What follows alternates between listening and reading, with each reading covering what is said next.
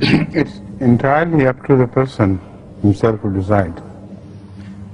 And it's a difficult decision because sometimes the allopathic treatment interferes with the homeopathic treatment, and if I know exactly what they are giving, only then I can decide.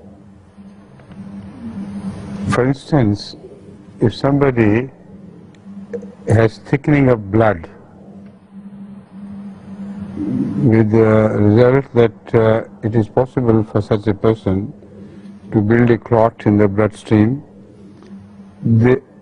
such clots sometimes appear and damage the heart.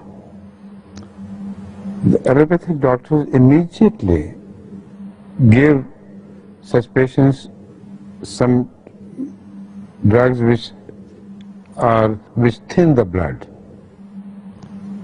and the blood sometimes it's thinned so much that it may start leaking out of any ulcers or anywhere in the brain or anywhere.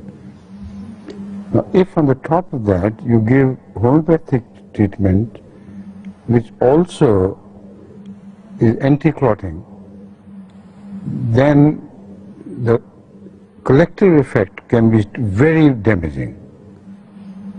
So whenever I hear of somebody being treated allopathically for blood clotting, I always advise them not to take homeopathy until they are finished with it. After a while, then they can start homeopathy. So there are instances where they can clash with each other. There are other instances where they may not clash with each other. And there, I